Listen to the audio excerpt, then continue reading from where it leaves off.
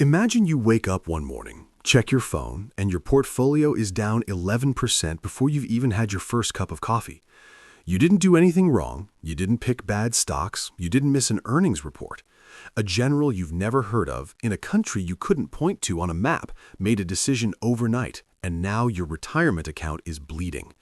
You refresh the app, still red. You open Twitter, everyone's panicking. And somewhere in the back of your mind, you're thinking, should I sell everything? If that feeling sounds familiar, this video is for you.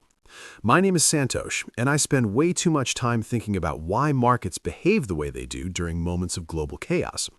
If you're someone who watches the news, sees the word war in the headline, and immediately feels a cold sweat about your investments, hit subscribe and give this video a thumbs up. Because today, we're going to break down exactly why stock markets crash during war, what's actually happening beneath the surface, and most importantly, what smart investors do while everyone else is losing their minds. Let's get into it. Here's the thing most people completely misunderstand about war and markets. They think markets crash during war because of destruction, because bombs are falling, factories are burning, ships are being sunk. And yes, that's part of it, but that's actually not the primary reason. The primary reason markets crash during war is far more psychological than it is physical, and once you understand that, you'll never panic sell during a geopolitical crisis again. Let me explain. Markets are not a perfect calculator of present value. They're a real-time voting machine on future expectations. Every single second that a stock is trading, millions of investors are essentially answering one question: what do I believe the future looks like? And when war breaks out, or even when war looks likely, the answer to that question becomes, I have absolutely no idea. And uncertainty, not destruction, is the single most toxic thing a financial market can experience. Think about it this way. Imagine you're about to sign a lease on an apartment. You've done your research, you know the neighborhood, you feel confident. Now imagine your real estate agent calls you right before you sign and says, hey, heads up, there's a small chance this building might get demolished in the next 6 months. We don't know. Maybe 30%, maybe 60%. We just don't know. Do you sign? Of course not. You wait, you pull back, you want more information before you commit your money. That's exactly what institutional investors, the ones moving billions of dollars, do the moment a war begins. They pull back, they wait. And when billions of dollars leave the market at the same time, prices fall fast. Now, you might be thinking, okay, Santosh, but surely markets can price in some level of geopolitical risk, right? Can't analysts just model this out? Here's what most people don't realize. War is what economists call a fat tail event, meaning it's one of those scenarios that sits so far outside normal probability distributions that standard financial models literally cannot price. When Russia invaded Ukraine in February 2022, the S&P 500 dropped roughly 2.5% in a single day. European markets fell even harder. The Nasdaq dropped over 3%, and that was just the opening move.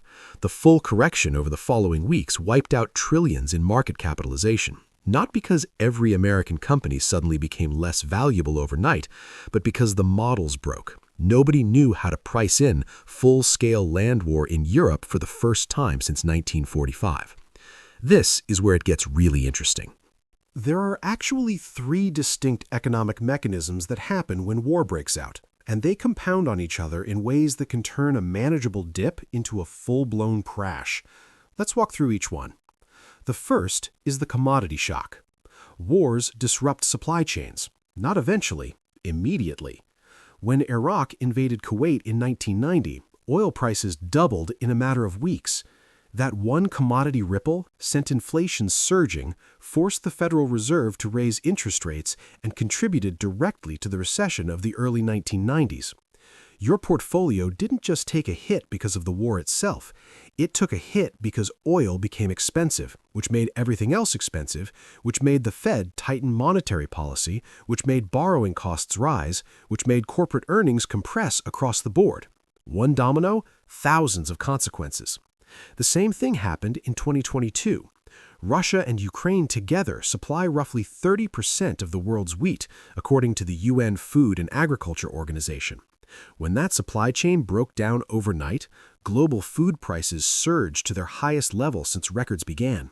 That's not just a humanitarian crisis, it's an inflationary event that central banks have to respond to. And when the Fed responds by raising rates aggressively, growth stocks get crushed. In 2022, the Nasdaq fell over 33% for the full year. That's not just war, that's the commodity shock playing out through monetary policy all the way into your tech portfolio. The second mechanism is the risk premium expansion. Here's the thing. Every asset in the world is priced relative to what's called the risk-free rate. Right now, that's approximately what U.S. Treasury bonds yield. When war makes the world feel more dangerous, investors demand more return to take on any additional risk. They don't want to hold corporate bonds or emerging market stocks or small-cap companies unless those assets compensate them significantly more for the danger. This is called the risk premium expanding. And mathematically, when the risk premium expands, asset prices fall. It's just math. If I need you to pay me 8% per year to hold your stock instead of 5%, the current price of that stock has to go down for the math to work out. During the first days of the Gulf War in 1991, U.S. equity risk premiums jumped dramatically. Corporate bond spreads widened.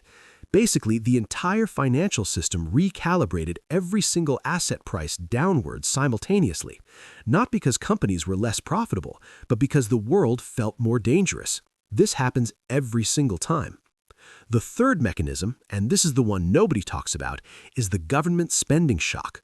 Wars are expensive. The United States spent over $2 trillion in Afghanistan and Iraq over 2 decades, according to Brown University's Costs of War project.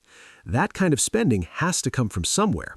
It either comes from taxes, which reduces corporate and consumer spending power, or it comes from debt, which eventually puts upward pressure on interest rates, or it comes from money printing, which causes inflation.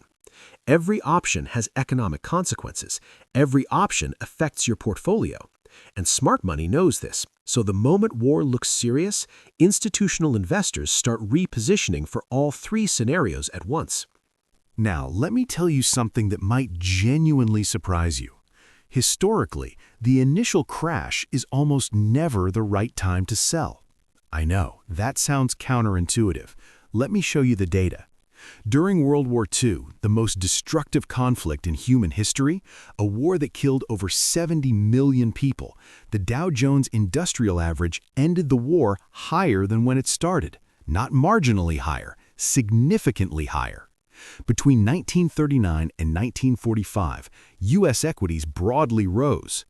The market bottomed early in the war when uncertainty was highest, and then climbed as the outcome became clearer. During the Korean War, the S&P 500 rose approximately 60% from 1950 to 1953. During Vietnam, despite everything, the social upheaval, the casualties, the massive government spending, U.S. equities delivered positive returns across the full period of conflict. During the Gulf War in 1991, markets crashed hard in the lead-up to Operation Desert Storm. But once the air campaign began, once the uncertainty collapsed into a known scenario, markets snapped back violently. The S&P 500 gained over 25% in 1991 alone. Here's what most people don't realize. The market doesn't bottom when the war ends. It bottoms when uncertainty peaks.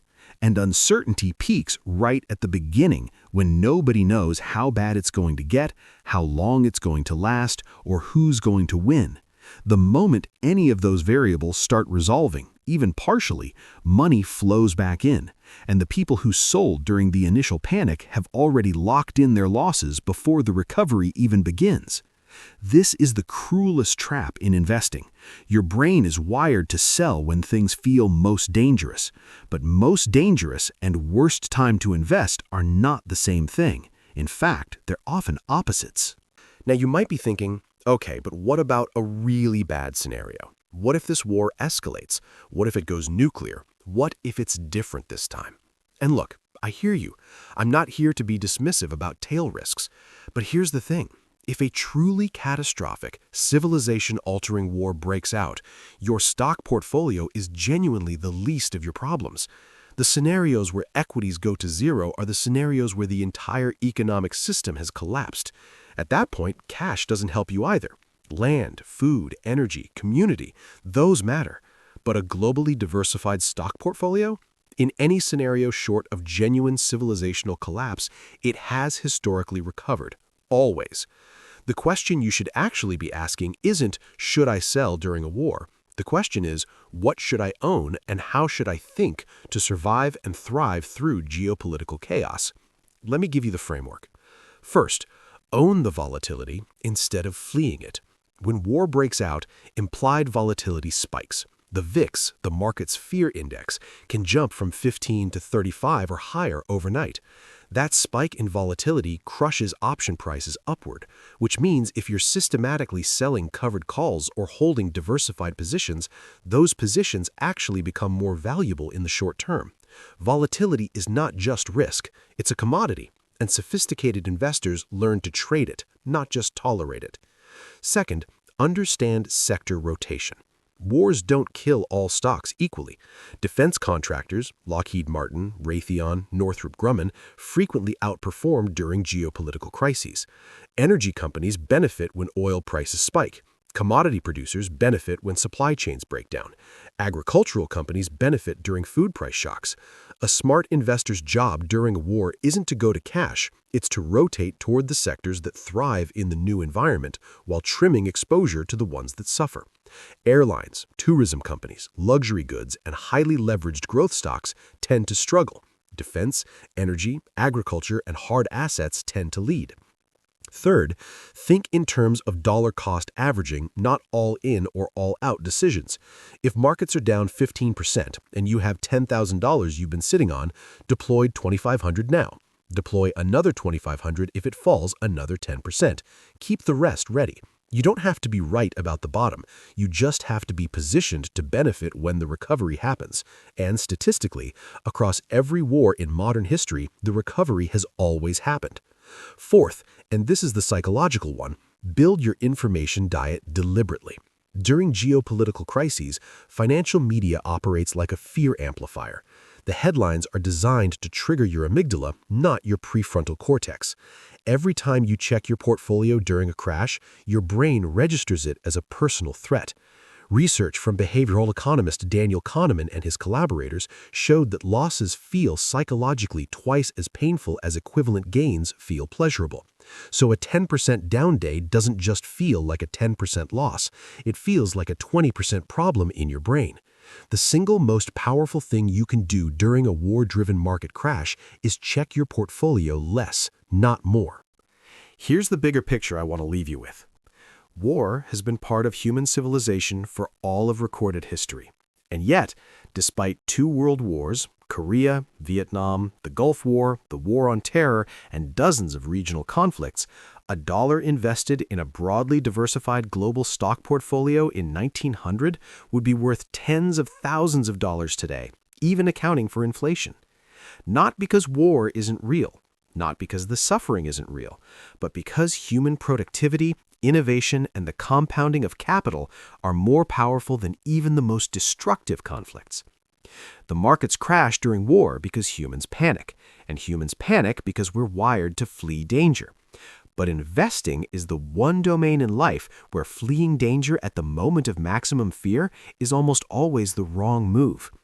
The people who built generational wealth weren't the ones who perfectly timed every geopolitical event.